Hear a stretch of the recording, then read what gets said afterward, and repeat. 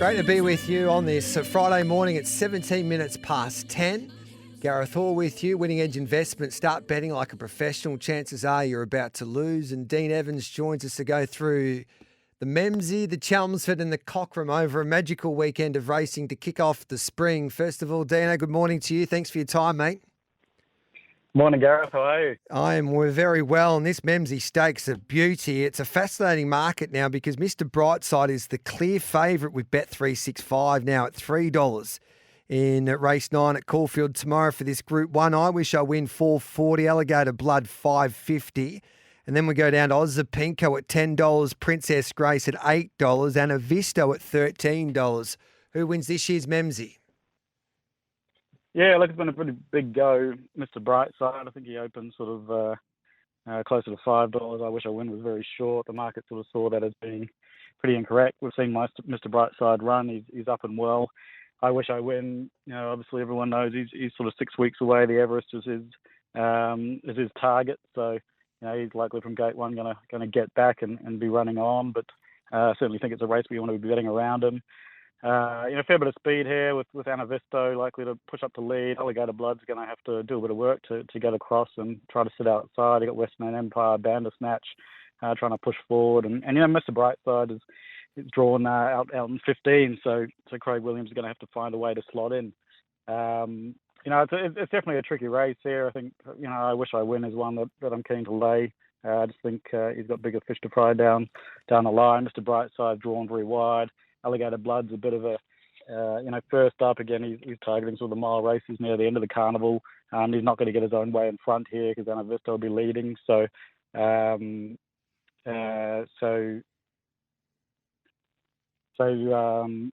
that the horse that gets the best run through from the gate is actually Princess Grace. Yep.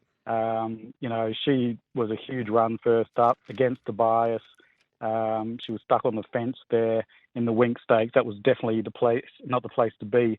And she was one of the runs of the day there. They're all skirting out wide, and she stuck along the rails. Blake Shin there, gate 3. I think she gets a really, really nice run.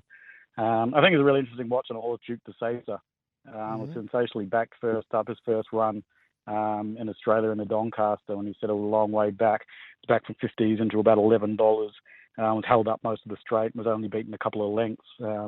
He's probably looking for a mile plus, but I think he's one that's sort of 25 to 1. That's really a big watch as well for the Spring Carnival. Yeah, David Eustace indicated that he'll run a nice race, but his main aim's that Caulfield Cup. So I'm looking forward to seeing what he can do tomorrow because there's been big raps on that galloper. So Princess Grace each way there around that $8 quote with Bet365.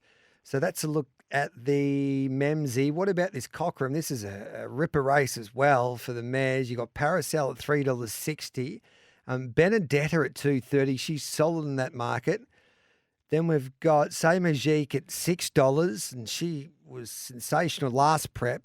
She finished second in a Coolmore. Then she had a bit of an injury, so we haven't seen her for nearly a year, but she's at $6 and $1.95.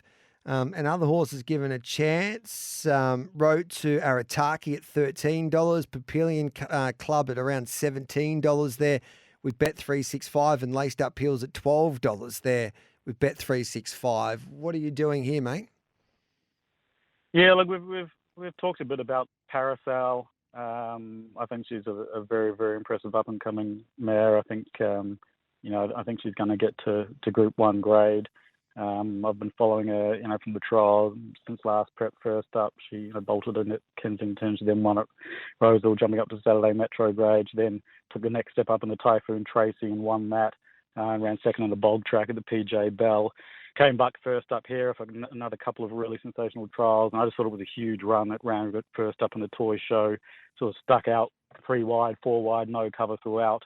Actually looked like she was under a lot of pressure halfway down the straight. Looked like she might have been gone and given up and not really knuckled down and got home. Some horses are just winners. She's had 4 wins and 2 seconds from 7 starts. She's a real winner, and I think there's a big price disparity between her and Benedetta. I think Benedetta's a really exciting mare, but I think Paracel's a real professional. Jamie Carr on board, and look at the prices, $380 versus $230. I'm definitely keen to load up on Paracel here. Yeah, I love that then for James Cummings and Jamie Carr. So I think she'll go forward there. Paracel James says that she's trained on nicely since that really good first up effort when she probably didn't have the right to win that race after she did a power of work. So that's a good push there from Dean Evans with Paracel. And then the Chelmsford race 8 there at Randwick we'll take a look at, mate. Think it over's easy now at the $3. You would imagine that you'll still get a better price tomorrow. Mwanga at 11. He got us, didn't he? He fooled us, Mwanga, after trialling nicely. We've got Huya Mel at $21, Linderman at $16, Duas at $10, Montefilia at $4.60, and Hinged at $4.80. I just had Chris Waller on the show, and he basically indicated that Montefilia might just be the best chance out of his runners, but Linderman could be an improver as well on top of the ground. So I'm keen on Montefilia. I love her, and especially how she's come back under the care there of Chris Waller, Dean. So what are you thinking here, mate? Yeah, I'm with you, Gareth. I think Montefilia is the bet of the day. I think Think It Over started way too short in the early markets here. I think Think It Over's priced as though it didn't have a 71-week break before its first up run, and those horses sometimes they can run a nice run first up, and then they might have a flat one sort of second up, and it's coming back from a long break. Montefilia was a huge run first up, ran the quickest last 600 metres of the day in the Wink Stakes. Just got way too far back. I think if she'd managed to get on the back of Fangirl, then she would have been right in the finish. Mm-hmm. As I think we've spoken about before, I do see Montefilia as more a 2,000 metre type horse rather than a 2,400 metre horse. So I think second up over a mile at Randwick is just perfect. I think she's going to map nicely. I think she's going to be a lot closer than people expect. I think she might only be sort of 3 pairs back and in this race to win. And I sent this out to my members a couple of days ago at $6.50. I could see Montefilia, contesting for favouritism with Think It Over by the time the race starts. There's too much of a discrepancy in the market between those two at the moment, and I think she's really hard to beat. And the other one you mentioned, Gareth Linderman, I think is probably the one to have something on at big odds, and he might get 20 to 1 on the day. This horse was absolutely flying before his first up run. He beat Princess Grace pointless in the trial over 900. And she ran a big race in the Wink Stakes first up. His exhibition gallops were looking really good too. Hugh Bayman came over from Hong Kong to ride him. I think they were all very keen on him first up. Obviously, he had this coughing issue, horses are a bit like people, right? If you have a race and you got a cold or a flu, then you're going to run pretty ordinary. But 2 weeks later, you can be back to your best. So, I do think Linderman is probably the forgotten horse in this race, and I'm just happy to bet around. Think It Over and Hinge, who, is obviously a really handy mare, but I think she's just a bit of a non-winner and probably wants it really wet. And so I'm quite keen on Montefilia here as the one to beat and something on Linderman at the big price. Do you think there's a Group 1 in Montefilia this spring, or do you think that this is her race to take home like a Chelmsford? Because I don't know what her best trip is. I know she's won over 1.5 miles, but I think her sweet zone might be 1 mile to 2,000 metres. Yeah, I think you're right. I think with Chris Waller as well. I think David Payne tried to train her up over those 2,400 trips and tried to get out to a Melbourne Cup. I think Waller have a really prime for 1,600 to 2,000. I think that 1,800 to 2,000 is their ideal trip. But I think she'll be really suited in an Underwood, a Turnbull, those sorts of races. I'll be quite keen to back her in all those sorts of races. So, I can see her just putting these away and then having a really good spring in those sort of weight for age 2,000 metre races. And I absolutely think she's a Group 1 mare. It's going to be a great day's racing, mate. Just got a couple of questions coming for you here, Dean. Who would you back, Dean, in a match race between Giga Kick and I Wish I Win? I don't think this match race is happening, but more I think about it, I think it should. Who would you be backing? I'd be backing I Wish I Win. I think he's the best horse in Australia at the moment, I would say. His Golden Rose win, his Golden Eagle win was unbelievable. And that's a 1,500 metre race. And then his TJ Smith run was just absolutely huge in winning that. So he's probably the best horse you've got, given his distance range can be from sort of 1,200 to a mile. And he could potentially get 2,000, I think, if they tried to train him for him. But we won't be seeing that for a while. But I just think, it's pretty close between those two horses. because he could obviously be up in front and he'd be chasing it down. But I think with a bunny to chase, there's not really many horses I wish I couldn't run down. What race do you want to back Ozapinko for Gareth and Dean last week? I think we indicated that I think you'd be hard to beat tomorrow, Ozapinko, but the Mackay Diva looks like his race, or is it the Turnbull? I think it was the Mackay Diva at the Mackay Flemington. Diva was Mackay Diva was the race I think we talked about. I sent that out to members and said, get on Ozapinko around $15. I think for the Mackay Diva, I still think that's the race for him. He'll run a really good race tomorrow.